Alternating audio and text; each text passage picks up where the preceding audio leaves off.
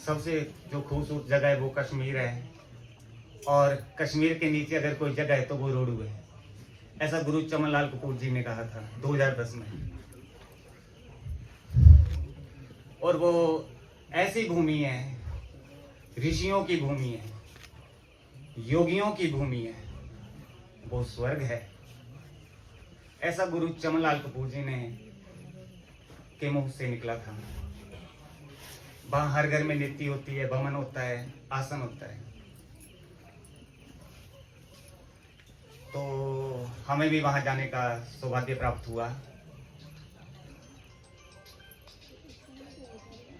हमने ठाकुर साहब को फ़ोन किया कि हम आपके पास आ रहे हैं, और ठाकुर साहब ने बोला कितने बंदे आ रहे हैं। हमने बोला 4। बोला खाना बना दें। हमने बोला हाँ बना दो। फिर ऐसा हुआ कि शिमला में जाम वगैरह लगा हुआ था। हम पहुंचे रात को 1 बजे के करीब, और हमने टाइम दिया था 10 बजे का। और 1 बजे हम पहुंचे वहां पे, और ठाकुर साहब हमारा इंतजार कर रहे थे 1 बजे। तो यहाँ सुनील जी भी बैठे हुए हैं। वो रास्ते में बोल रहे थे कि पंकज, जिनका इंतजार करने के लिए हजारों आदमी लाइन में लगे होते हैं, आज आपने उनको इंतजार के लिए बिठा दिया है। और हम जैसे 1 बजे पहुंचे वहां, तो ठाकुर साहब जाग रहे थे, हमारा इंतजार कर रहे थे। हम बड़े हैरान हो गए, क्योंकि हमने लाइफ में किसी को भी कोई टाइम दिया है, कोई थोड़ा लेट हुए तो वो तो हमारा नंबर लगा देता है। और देखो 1 बजे रात को, वो भी अगर मैं इनकी जगह होता तो मैं बोलता कि सुलवा देना नहीं कहीं। मैं अगर इनकी जगह होता तो लड़की आएंगे तो सुलवा देना उनको, और 1-2 गाली भी निकाल देता गुस्से से। और उसके बाद हम पहुंचे, तो ठाकुर साहब ने उसके बाद हमारे साथ 2 घंटे और गप्पे मारी, 2 घंटे। और बात करते करते 3 बज गए, और खुद खाना खिलाया हमें। और मैंने ठाकुर साहब को बोला कि अब तो आप सो जाओ, हम तो पहले से ही लेट हैं। 10 बजे का टाइम दिया है और 1 बजे पहुंच रहे हैं, और 3 बजे तक हमारे साथ गप्पे मार रहे हैं। और ठाकुर साहब ने बोला कि आज तक तो हम सोए हुए थे। फिर इन्होंने बोला कि सुबह आप ना थोड़ा आराम से उठना, क्योंकि हमारे में ऐसा होता है कि गुरुजी बोलते हैं कि सुबह 4 या 5 के बीच में उठ जाना चाहिए हमें। तो हम कोशिश करते हैं, कभी कभी आलस आ जाता है बीच में, तो हम तो उठ गए 5:30 बजे। और ठाकुर साहब जी आए, और ऐसे हाथ डाला जैसे कोई दोस्त डालता है जो हम उम्र का होता है, और ऐसे पकड़ के ले गए। आप नहाओ, नीति करो, धोती करो, बमन करो, खुद पकड़ पकड़ के। मैं तो हैरान हो गया। और बात कैसे करते हैं, पंकज जी, पंकज जी। और हम यहाँ की बात करें तो हमारे साथ क्या बोलते हैं, ओए ओए, ऐसे बात करते हैं। और ठाकुर साहब जी बोले पंकज जी, इतनी रिस्पेक्ट कर रहे हैं। और मेरे साथ ही नहीं, ये सुनील जी बैठे हुए हैं, सुनील जी, सुनील जी, जीवन जी हैं, जीवन जी, जीवन जी।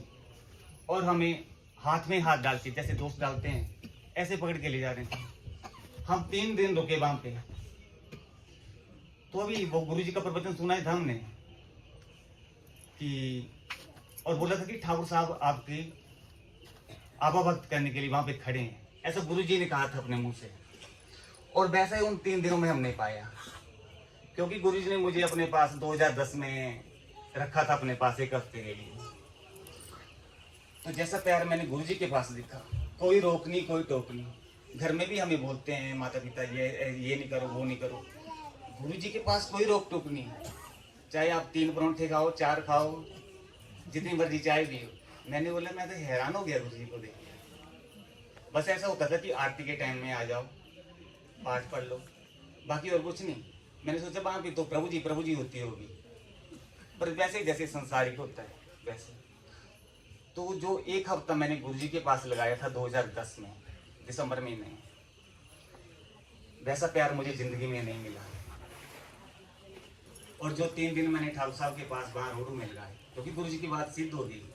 बोला कोई योगियों की भूमि है, ऋषियों की भूमि है, स्वर्ग है, और इससे बढ़कर और क्या चाहिए। और आज सारे योगी और ऋषि यहाँ पहुंच गए हैं, क्योंकि 98 में गुरु जी भी यहाँ आए हुए थे, चमनलाल कपूर जी, और ठाकुर साहब भी आए हुए थे, चौहान अंकल भी आए हुए थे। और आज दोबारा उन्होंने कुछ ऐसा खेल रचा कि आप सभी यहाँ पहुंच गए। गुरु जी ने जो सारे योगी और ऋषि थे आज सारे जलगांव में इकट्ठे कर दिए सारे। एक बार मैंने चौहान जी को पूछा था कि गुरु जी हमारे घर क्यों आए, गांव में किसी के और भी घर जा सकते थे। इन्होंने बोला कि जो संबंधी होते हैं ना वो संबंधियों के घर में जाते हैं, बाकियों के थोड़ी जाते हैं, ऐसा गुरु जी ने बोला था। तो मैं तो बोलना बहुत कुछ चाहता हूँ, लेकिन भजन कर दे, भजन गा दे। तो आज ठाकुर साहब जी पहुंच गए हैं, क्योंकि मैं गुरु जी के प्रवचन सुनता हूं तो गुरु जी बोलते हैं कि मैं ठाकुर साहब से प्रार्थना करता हूं। गुरु चमनलाल कपूर जी बोलते हैं कि मैं ठाकुर साहब से प्रार्थना करता हूं कि आगे का काम ये चलाएंगे। एक प्रवचन में नहीं बोला है गुरु जी ने, कई प्रवचनों में बोला है, आगे का कार्यक्रम है ठाकुर साहब जी हैं ये देखेंगे, ऐसा बोलते थे गुरु जी।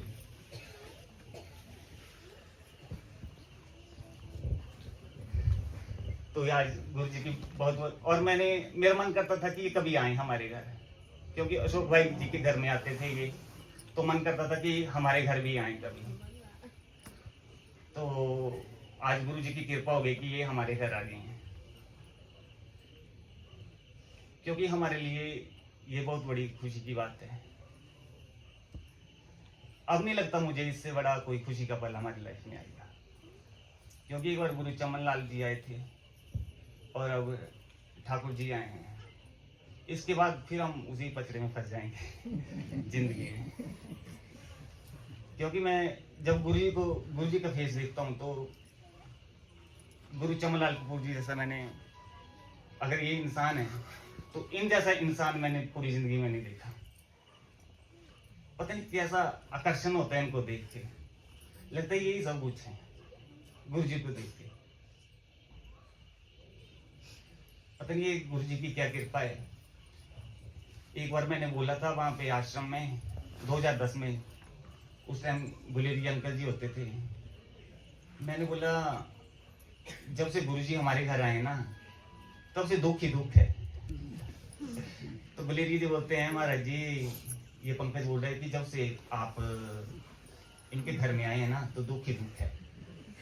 और गुरु जी उस टाइम को 94 साल के थे, 93-94 साल के। बोलते हैं उस बार बड़ा भाई मजा आया। बोला मैं सोच रहा हूँ मुझे दुख ही दुख है और गुरु जी बोल रहे हैं कि बड़ा मजा आया वहां पे। मैं ये क्या बात हो रही है। तो गुरु जी इस तरह से बात करते थे कि उनको समझ पाना बहुत मुश्किल होता है। और अब क्या बोलूं मैं। और मैं स्वामी जी को मानता था पहले, क्योंकि हम 94-5 से जा रहे हैं आश्रम में, क्योंकि ये फिर उसके बाद प्रभु जी को, और उसके बाद कुछ गुरु जी की कृपा होती, मुझे एहसास हो गया कि ये गुरु चमनलाल कपूर जी हैं, यही प्रभु जी हैं, तो क्यों ना इनसे डायरेक्ट ही बात की जाए। तो वो रामरती वाला जो है वो शक्तिपात किया था, मैंने भी रामायण में पढ़ा। सुबह उठा और चला गया, बस ली मैंने और मैंने बोला शक्ति लेके आऊंगा मैं, जैसे रामरती को मिली मैं भी शक्ति लेके आऊंगा। बड़ा खुश और आज मुझे शक्ति मिल जाएगी। और जैसे कमरे के पास पहुंचा, गुरुजी की बात नहीं आते थे ना बाहर लास्ट टाइम, तो गुरुजी लेटे हुए थे। मैंने खन्ना अंकल जी को बोला गुरुजी को बोलो कि मुझे शक्ति दे दे। और वो पंजाबी में बोलते हैं, खन्ना जी बोलते हैं गुरुजी कहता कि मैंने आशीर्वाद दे दो। मुझे आशीर्वाद थोड़ी चाहिए, मुझे तो शक्ति चाहिए। देखो 94 साल का बूढ़ा व्यक्ति बिस्तर से उठे वो, अब मैं क्या करूं बोला। ये कुछ करता ही नहीं बोला। मैं क्या उठ गए गुरुजी, मैं क्या करूं, कुछ करता ही नहीं ये तो, भागो यहां से बोला गुरुजी ने बोला। तो ऐसे गुरु चमलाल को बोल दी थी और उनकी सारी कृपा है कि आज आप सभी भक्त आए हैं। और गुरुजी ने मुझे बोला था कि आप संडे को आश्रम में आया करो। मैं हर संडे को आश्रम होशियारपुर जाया करता था, अकेला जाता था। और जब गुरुजी ने शरीर छोड़ दिया उसके बाद मैं बड़ू में जाता हूँ चौहानंकर जी के आश्रम में। तो पता नहीं अब गुरुजी की कृपा है कि उनसे भी काफी प्यार हो गया है।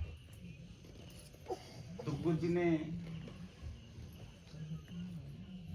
अब दूसरी तरफ मोड़ दिया है। मैं गांव में किसी शादी में नहीं जाता, किसी प्रोग्राम में नहीं जाता, सब कुछ छूट गया मेरा और मन भी नहीं करता।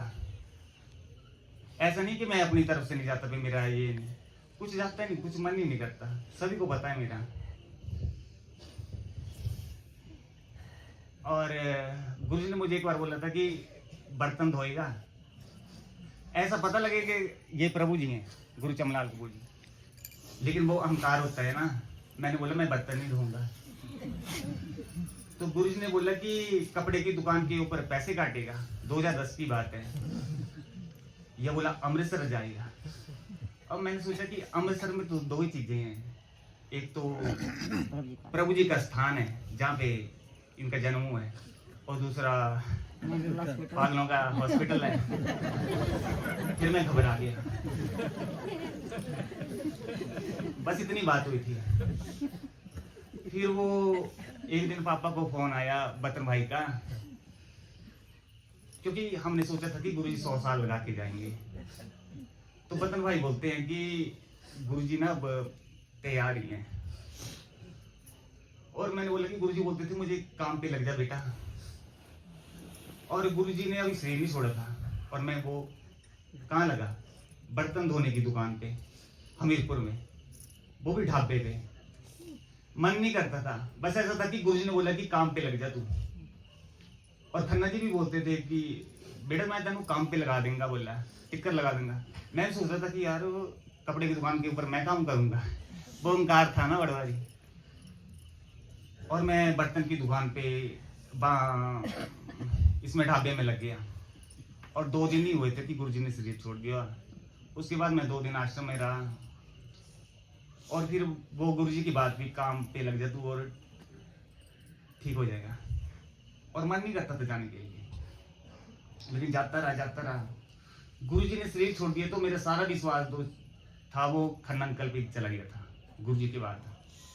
क्योंकि एक बार मैं खन्ना जी को बोल दिया था कि आप कृपालानंद हो, क्योंकि प्रभु जी का पढ़ते हैं ना रामायण में, क्योंकि प्रभु जी के साथ कृपालानंद वगैरह रहते थे तो वो जानते थे कि प्रभु जी कौन है, और प्रभु जी भी जानते थे कि उनको कि कृपालानंद कौन है। तो मैंने खन्ना जी को बोल दिया कि आप कृपालानंद हो। खन्ना जी बोलते नहीं प्रभु जी है सब कुछ। और खन्ना जी आए थे हमीरपुर में, प्रोग्राम था, वो मेरी सारी सिचुएशन जानते थे। तो मैंने बोला अंकल जी मैं काम पे लग पड़ा।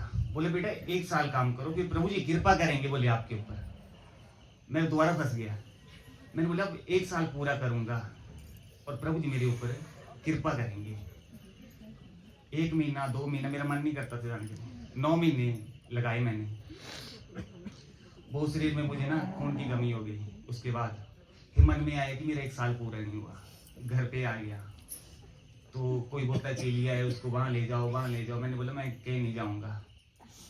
उस टाइम खन्ना जी आते थे हमारे यहाँ मीरपुर वगैरह व्यापार करते थे वो, उन्होंने बोला मैं आपके घर आ जाऊँगा। और खन्ना जी हमारे घर आ गए यहाँ पे। और क्योंकि गुरुजी जब आते थे, जब मॉडल टाउन से निकलते थे योग भवन के लिए, तो गुरुजी आते थे और साथ में खन्ना जी आते थे। तो जब वो आते थे तो हमारी सांसें थी वो थम जाती थी। अब खन्ना जी यहाँ आते थे, हम साल में हम उनसे मिलते थे तो वैसे हमारी धड़कनें तेज हो जाती थी, क्या पता नहीं कौन आ गया। तो खन्ना जी फिर यहाँ पे आ गए और मैंने भी उस टाइम पहली बार किसी को हार पहनाया जिंदगी में। बोल सच्चिदानंद महाप्रभु श्री राम लाल पूरनपाल ब्रह्म भगवान। और खन्ना जी को वो हार बनाया, खन्ना जी बड़े खुशी हुए क्योंकि उनको पता था ये बात नहीं करता, कुछ नहीं बोलता नहीं है, चुपचाप रहता है। पहली बार बोला मैंने। और खन्ना जी आए, गुरुजी जो आए थे ना, इस कमरे से अंदर गए थे, पहले कमरे से, तो उसी साइड से खन्ना जी भी गए। और दूसरे कमरे में खन्ना जी ने आरती की और फिर जाते टाइम वो भी चाय वगैरह पी उन्होंने इस कमरे में। तो उस दूसरे कमरे से गुरु जी निकले थे ना जाते टाइम, उसी कमरे से भी वो खन्ना जी गए फिर बाहर। खन्ना जी ने बोला अगर इसको जॉन्डिस है तो इसको दिखा दो हॉस्पिटल में। 2 महीने मैंने इलाज नहीं कराया। मैंने बोला खन्ना जी ने बोल दिया तो अब ले जाओ मुझे कहीं भी। फिर बोटा में चैरिटेबल हॉस्पिटल है राधा स्वामी का, वहां पे मुझे 20 इंजेक्शन लगे, फिर मैं ठीक हो गया। अब मेरे ढाबे पे लगे थे 9 महीने और खन्ना जी ने बोला था कि 1 साल लगाना है, फिर प्रभु जी कृपा करेंगे। अब मन में ये हो गया था, फिर मैं दोबारा वो कपड़े की दुकान के ऊपर लगा दिया मुझे। गुरुजी ने 2010 में बोला था बर्तन धोएगा, मैंने बोला नहीं, तो कपड़े ऐसे किया था गुरुजी, कपड़े की दुकान के ऊपर पैसे काटेगा। अब देखो 9 महीने के बाद मुझे वहां पे कपड़े की दुकान पे लगा देते हैं। मैंने 1.5 साल काम किया वहां पे कपड़े की दुकान के ऊपर, तो गुरुजी ने बोला वो हुआ मेरे साथ। अब पिछले 11.5 साल से मैं कांगड़ा बैंक में हूँ, डेढ़ टिक्कर में। बोल सच्चिदानंद महाप्रभु श्री राम लाल पूरनपाल ब्रह्म भगवान। तो ये सारी गुरु चमनलाल कपूर जी ने सब कुछ करवाया। शायद उनको कुछ पता था कि ये, तो आज वो गुरु चमनलाल कपूर जी के अनन्य शिष्य ठाकुर जी आज हमारे घर में आए, तो उनका मैं बहुत बहुत धन्यवाद करता हूँ। बहुत सच्चिदानंद महाप्रभु श्री राम लाल पूरनपाल ब्रह्म भगवान। तो ये पंकज जी बड़े कितने भोले स्वभाव के है ना? कि भगवान भूलों के ही होते हैं, है ना? मैं गुरु जी के पास जाऊंगा, आशीर्वाद नहीं तो शक्ति लेके आऊंगा, है ना? कोई मुझे आशीर्वाद नहीं, मुझे तो शक्ति चाहिए। तो गुरु भी उन लोगों से प्यार करता है। हम जरा थोड़े चालाक होते हैं, तो फिर कहते हैं ना, चतुराई चलती नहीं परम चतुर जगदीश, राम लाल कवि काल में योगेश्वर योगेश। भगवान के पास चतुराई तो कभी चलेगी नहीं। हाँ, आप लोग भजन गा रहे थे, मैंने आपको रोक दिया था, गा लो आपने।